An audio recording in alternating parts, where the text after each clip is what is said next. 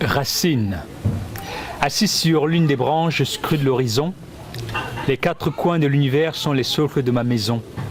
Mon univers présente de magnifiques paysages enchantés. Les variations du temps enflamment mon cœur désorienté.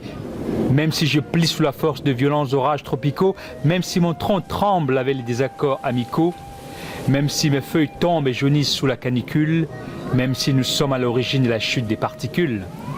Dans une résilience inattendue, mon arbre de vie résiste. Dans une parenthèse enchantée, je cherche la voie et je persiste. Au premier rayon du soleil, mes branches renaissent à la vie. Le souffle du vent redonne chair à mes graines d'amour pour la survie. Le ciel se réjouit des fruits abondants qui pointent leurs bourgeons. Un doux parfum s'évapore et domine la puanteur infecte de pigeons. Sous la terre, à l'ombre des regards discrets et curieux, des vigoureuses racines ont porté et soutenu cet arbre vigoureux. Elles ont nourri, protégé et encouragé de l'intérieur le cœur de l'être.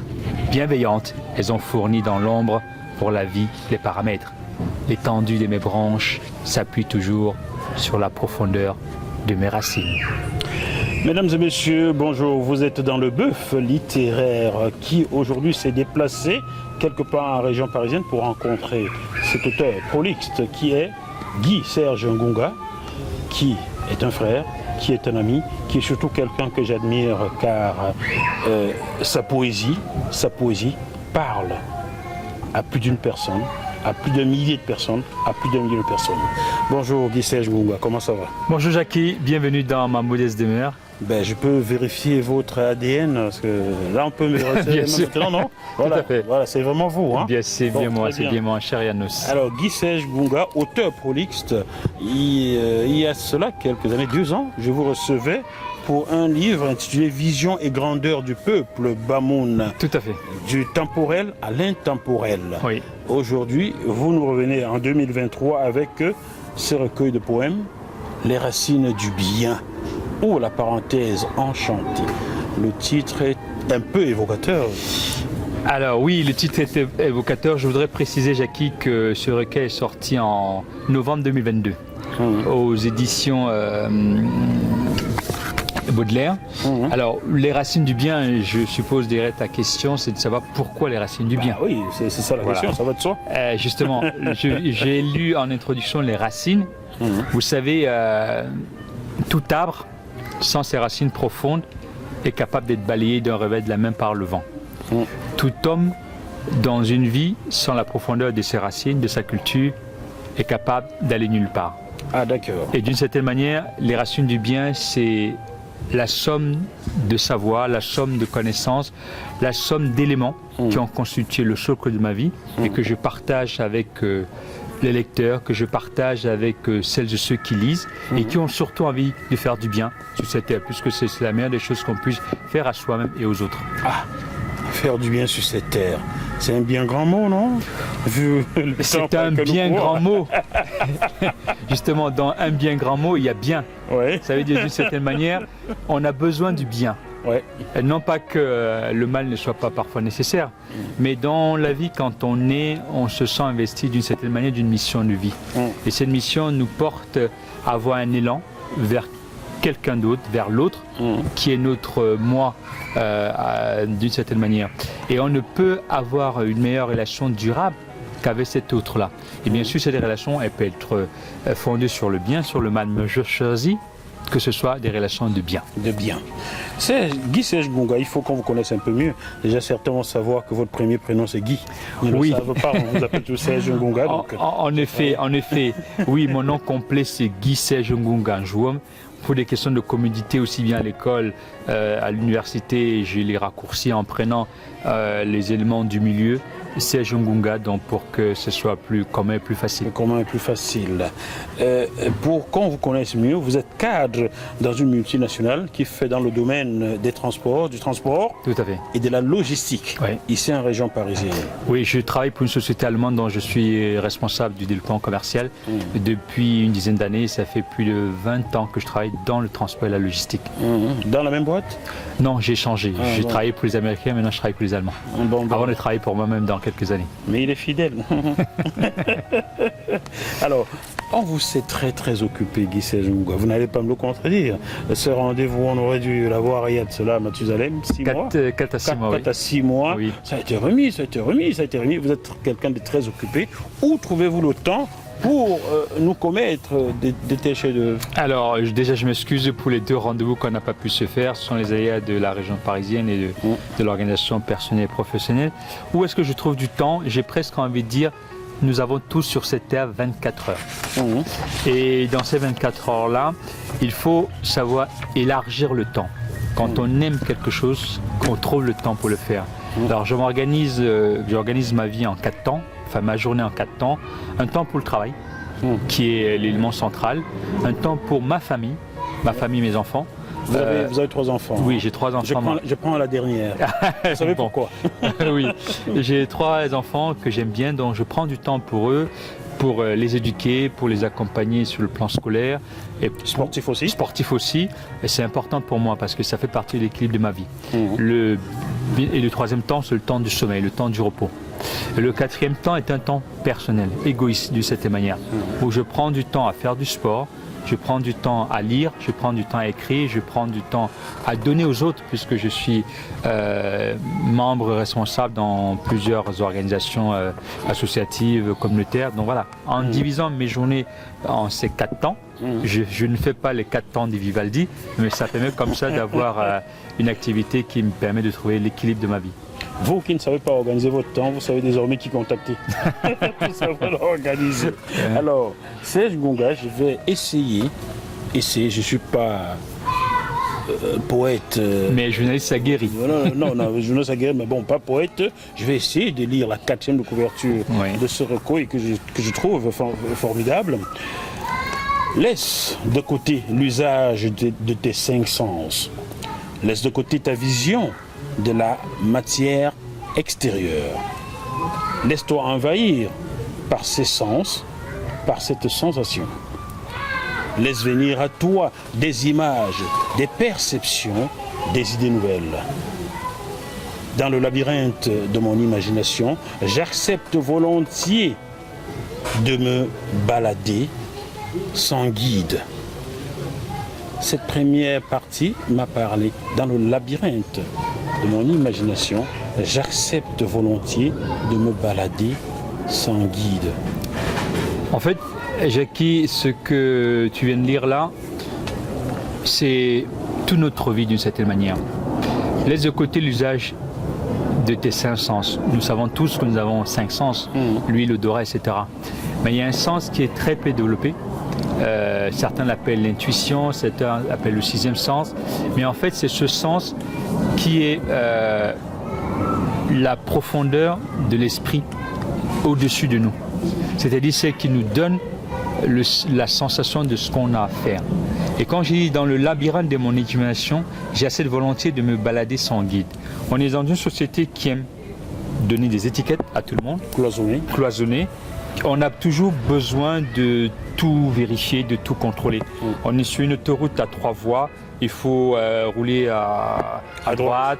Voilà, si on veut dépasser. Pour ceux qui ne sont pas britanniques. Oui, il faut, voilà. Donc il y a toujours cela. Et je pars du principe que la beauté de la vie, l'enchantement de la vie, c'est lorsqu'on sort de ces sentiers battus, lorsqu'on arrive à dépasser le réel, on sort de sa zone de confort. Et c'est pour ça que je pars du principe que dans l'imaginaire, dans l'imagination, dans ce qui fait le piment, la beauté de la vie, c'est ce qui peut surprendre. Et comme je suis, très rattaché aux œuvres de l'esprit, je pars du principe que quand on commence une phrase, on ne sait pas comment elle va le terminer, mais il faut se faire confiance, se laisser guider. Par exemple, vous êtes là aujourd'hui, on avait prévu ça, mais on n'avait pas prévu de le faire ainsi. J'ai accepté la part d'inconnu dans ce que tu m'as présenté, mais pour que ça enrichisse ma vie. Bon, chers téléspectateurs, je vais trahir, nous avons mangé l'oiseau et bu du bon vin. Voilà. Je poursuis la 4e. J'accepte de me perdre. Je reste convaincu du fil d'Ariane que je trouverai en chemin. Les déesses de l'esprit sauront me conduire au plus haut du foisonnement créatif et m'aideront à produire à la surface 1001 délices merveilleux à partager. Alors, ose imaginer. Pour vivre pour toi et avec les autres, une parenthèse enchantée. J'ai l'impression, en lisant cette portion de la quatrième de couverture, que vous voulez vendre l'art du bonheur à vos lecteurs. Tout à fait, mais plus même que l'art du bonheur, l'art de profiter de l'instant présent, l'art d'accepter l'univers tel qu'il se présente dans nous et d'accepter de ne pas être au contrôle de tout. Quand je dis j'accepte de me perdre, il est souvent dit lorsqu'on se noie de ne pas essayer de se débattre, de se laisser couler, on finira par remonter. Mais ça nécessite une très grande confiance en soi. Bien entendu, quand on est dans cette peur-là, il n'y a pas de...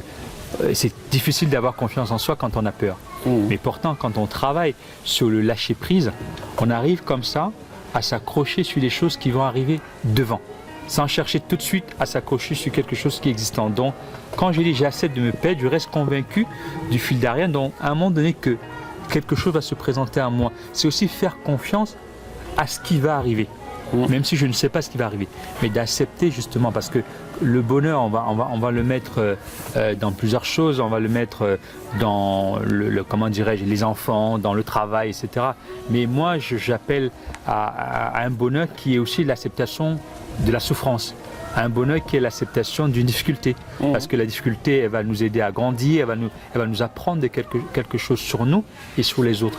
Et donc voilà, c'est pour ça que oui, c'est un éveil au bonheur, mais c'est surtout un éveil à la prise de conscience de ce qu'on est, de comment on interagit avec les autres et de comment on construit son chemin de vie.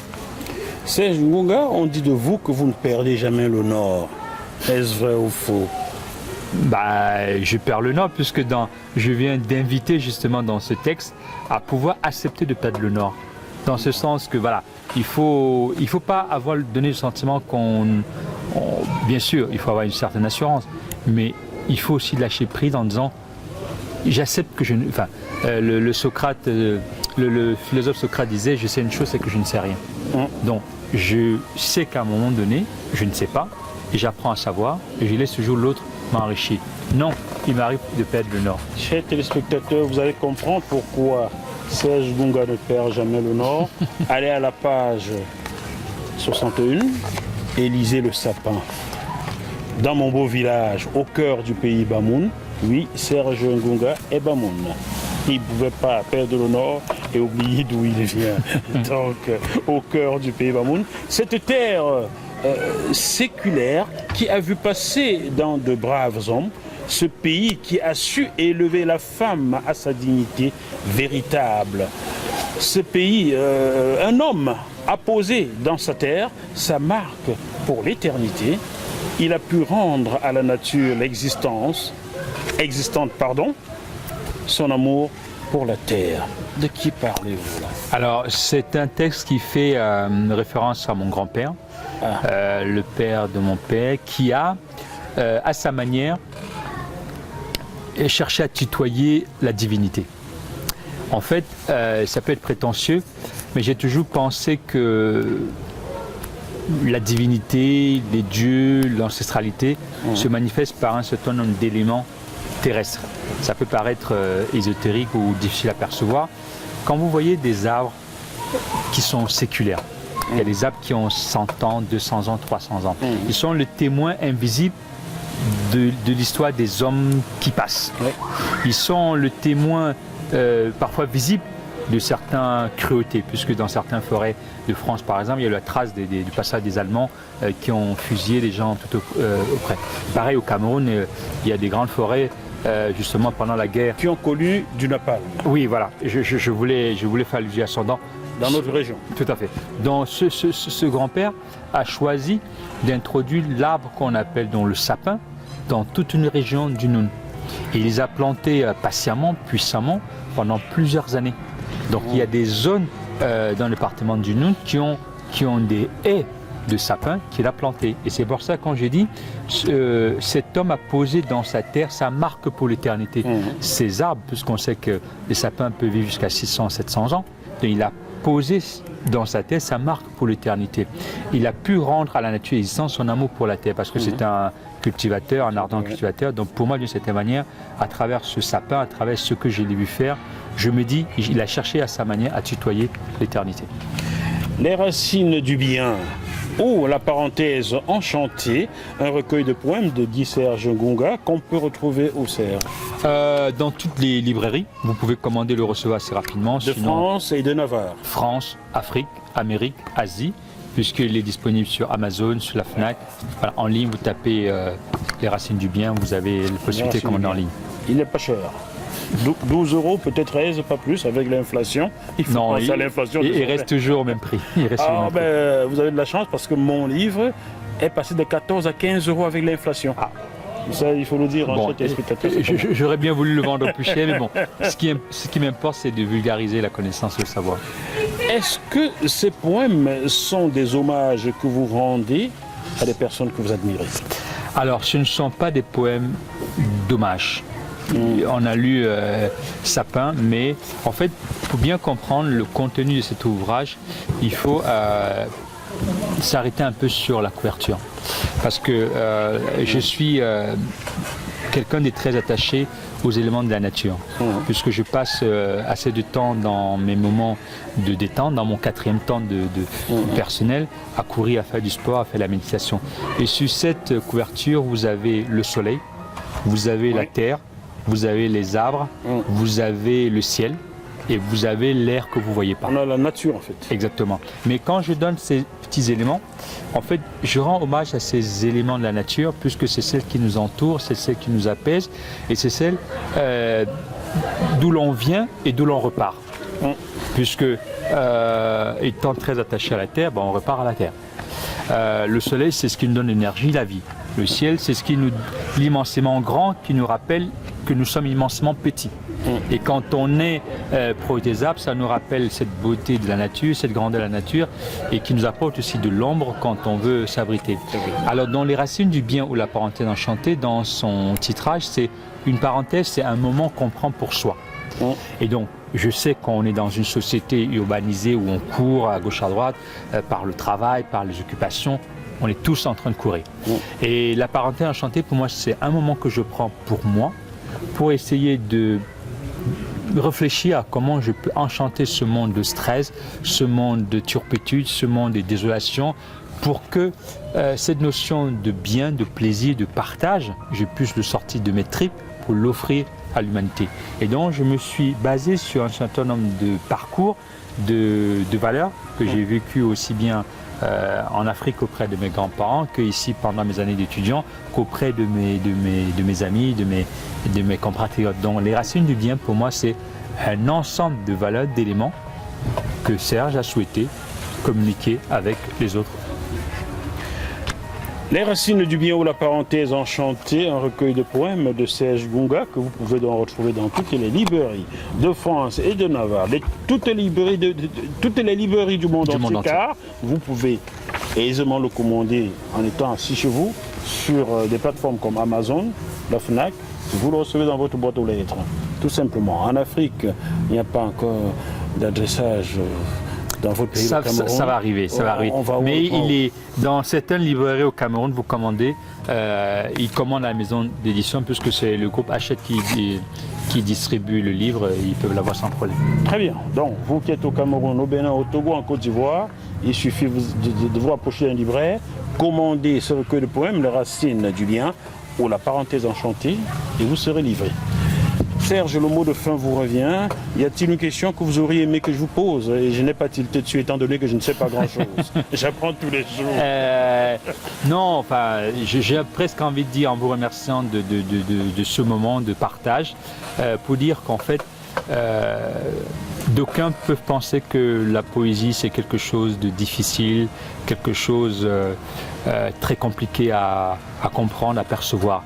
J'ai envie de dire à vos auditeurs, téléspectateurs, que la poésie comme le roman ou comme tout écrit pour un Africain est quelque chose qui relève, comment dirais-je, de la transmission. La transmission d'une émotion de la transmission d'un savoir, de la transmission d'une connaissance. Et lorsqu'un auteur souhaite transmettre une émotion, un savoir, une connaissance, il manifeste sur un papier, sur une feuille, cet élément-là. Et donc quand on le soumet au lecteur, c'est aussi une rencontre, c'est aussi un partage. Et la poésie a ceci de particulier que c'est comme le miel de l'esprit, c'est comme la peinture de l'âme. Et on couche avec des mots, avec des symboles, l'air, ce souffle divin qui permet donc à l'humanité de se saisir des bontés de ce monde. Et à travers ma poésie, j'essaie donc d'enchanter le monde pour qu'on ait toujours à l'idée que l'espoir est toujours possible, quelles que soient les difficultés qu'on rencontre. Et cet espoir est ce que nous vous souhaitons pour clôturer cette émission en vous remerciant pour votre attention. Vous êtes de plus en plus nombreux à regarder jmtvplus.com ou sur TikTok JMTV Live 8 ou JMTV sur Instagram ou Jackie Mofo tout simplement sur vk.com comme vous le savez. JMTV Plus n'est plus sur YouTube à cause de la censure. On se retrouve dans quelques jours sur ce même plateau avec un autre invité. D'ici là, malgré la situation extrêmement compliquée, gardons la banane. À très bientôt. Bye bye. Merci Jackie, merci à vos téléspectateurs et à très bientôt. Au plaisir. Merci.